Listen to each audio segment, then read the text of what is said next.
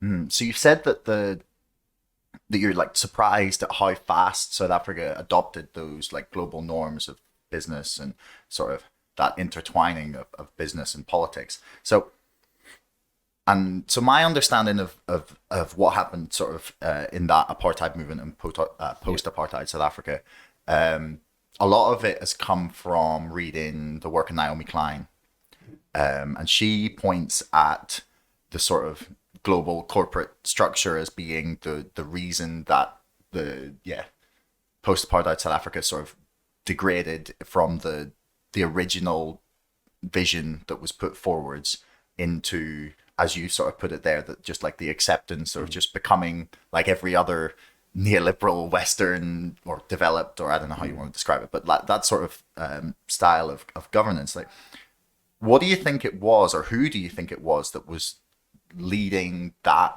push towards that, or the cause of that? So, in terms of individuals, it was primarily our first deputy president, Thabo Mbeki, who was effectively, even though he was called the deputy president, he was actually sort of the prime minister in Mandela's government. Mandela was very much focused on reconciliation, on bringing everybody together in South Africa, which of course he was a genius at, just because of his personal history and his personality and his worldview. Mbeki was more of a technocrat. He had also been seduced, I think is not an inappropriate word, by what at the time we called the Washington Consensus, which, today we would understand as the sort of the orthodoxy of neoliberalism. And, those of us who had any finance or economic skills, or those who were going to be trained in those skills, the places we were sent were places like the IMF and the World Bank. We would go to the Treasury in the US, the Treasury in the UK, where we would be told there is no alternative. You are a small, closed economy now wanting to open up to this global economy. Here are the rules. Play by them or die, effectively. And the rules were, you follow these macroeconomic policies, so you have minimal inflation. That was the main thing. You have minimal debt. Very little state role in the economy, and you make the economy incredibly welcoming to big business from around the world. That was very simplistically put, the formula. And there was a huge contestation within the ANC and within the society between that sort of approach, which you could describe as a sort of a supply-led approach to economics, versus a more progressive approach, which was described as a demand-led approach, where, you would address South Africa's massive socioeconomic deficits. We required over 2 million new houses to be built. We required thousands of new schools. We required massive public infrastructure, healthcare. I mean, virtually everything you can think of. We had 13% of the population, the white population, of which I was a part, had everything, and lived an existence that in fact, better than we could have lived in the UK or the US or anywhere else, because we had good weather as well. And we had beaches and decent sports teams and that sort of thing. Which, by the way, is one of the reasons why the sports and cultural boycott was also so important of apartheid, because of the fanaticism around sport. And, the sort of supply-led model basically let that continue to make this country a very attractive place for big business, and international investment will flow in. The demand-led side said, let's address our socioeconomic realities and employ millions of people in doing that, in very low entry-level jobs, and stimulate demand in the economy in that way. And unfortunately, Mbeki had been completely sold on the sort of the neoliberal model. And that's the approach that we adopted. And, Mbeki was something of a Leninist by ideology in certain respects, in that he believed the party was paramount and all important. And very soon it became apparent to me, like in the arms deal, that he was fine with corruption if it benefited the party. And he was fine with corruption as long as it benefited his political allies.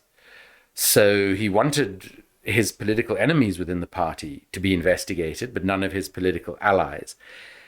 And so it was really, I mean, I suppose the forces of international capitalism that were responsible for pushing us in the direction that we went. And Thabo Mbeki was the most influential figure who sold that vision within the ANC. And it's a vision that to this day remains incredibly contested within the organization. So, like, what do you think it is that... Because this happens all the time. Unfortunately, yeah, not, in a lot of places. Yeah, not specifically the exact situation in South Africa, but like Naomi Klein's book, The Shock Doctrine, is just like a world history of this going in so many developing nations around the world. So she talks about how the sort of neoliberal consensus took over in Southeast Asia, Indonesia, all through Latin America. Then there was the post-apartheid South Africa. There was the former Yugoslavia when the breakup of the USSR. This keeps happening, basically, where this ideology that benefits the people who are in power and have been for a long time, about the wealthy, and it seems to continually sort of rear its head and seduce people at the top.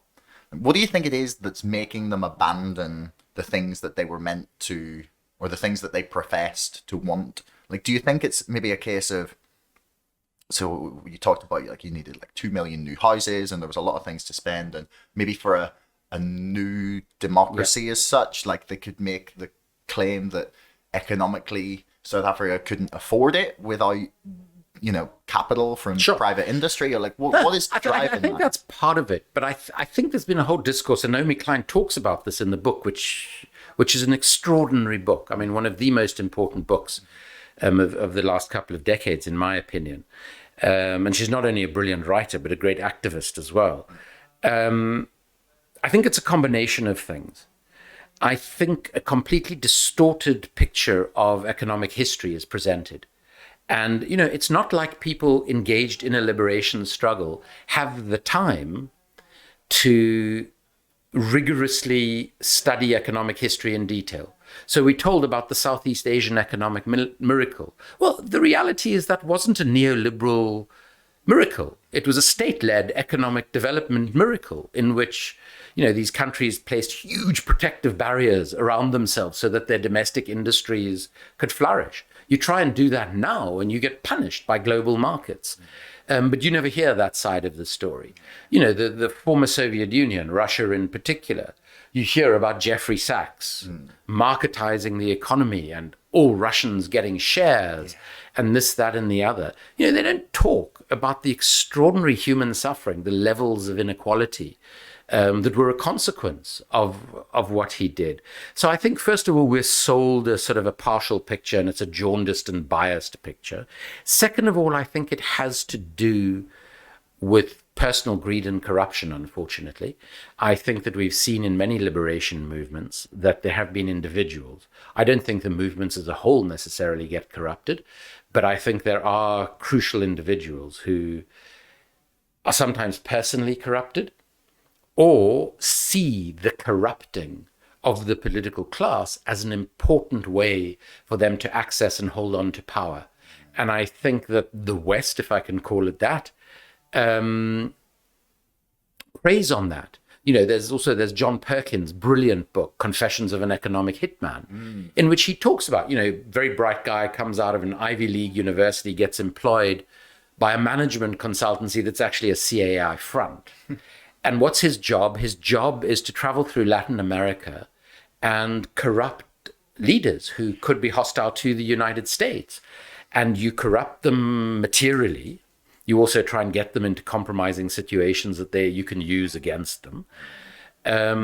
So I think these are some of the techniques that are used. I do think, as Naomi Klein suggests, that it is a very clear and explicit strategy that is used. And what is it doing?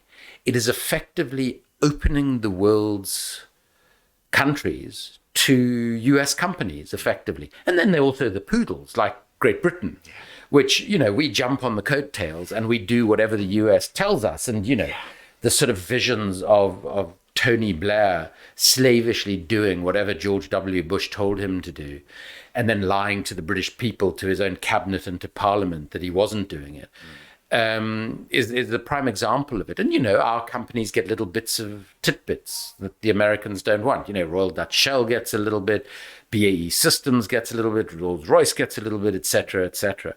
And I think it's effectively turning the world into one huge neoliberal market. And to be honest with you, we made a film of one of my books on the arms trade. The film's called The Shadow World, made by an absolutely extraordinary Belgian director called Johan Grimon-Prez. And one of the things we have in the film very early on is Milton Friedman, who was really the sort of the brains behind neoliberalism, if you will, talking about, you know, the Chilean economic miracle. So, you know, he thought the fact that Augusto Pinochet, with help from Margaret Thatcher, British intelligence, the CIA and others, killing tens of thousands of leftists in Chile was actually a good thing, imposing extraordinary austerity on the country for decades. Friedman thinks, you know, all of that stuff was good. And yeah, you know, if it wasn't a democracy, it doesn't matter because it was a market economy. And we have someone confronting him, a brilliant American economic historian, and she points out some of the realities of this. And the reason that we locate the film so firmly within this sort of neoliberal paradigm is because what neoliberalism also gave to the world was mass privatization, the notion that it's only private companies that can do anything competently, and deregulation. You know, companies, I mean, because the whole basis of Friedmanite economics is that if you leave people and organizations to their own devices, they will act rationally and logically in economic terms. Now, unfortunately, and I have many degrees in economics because I had to study endlessly to stay out of the apartheid military. And, you know, it's my opinion that that's bullshit. That neoliberalism is one of the greatest frauds perpetrated against humanity. And it underpins so much of what has gone profoundly wrong in the world. And we must never lose sight of what is at the root. So we study the arms trade because of its devastating impacts on the world in all sorts of ways, which we can talk about more. But primarily we study the global arms trade and try and expose it because of what it represents. It represents the very worst of the ways in which we're governed and the ways in which we're organized economically. Thanks for making it all the way to the end of the video. Don't forget to like, share, subscribe, and leave a comment for us in the comments below. Let me know what you thought and if you'd like to see more of this from the show. Thank you, and we'll see you again next time.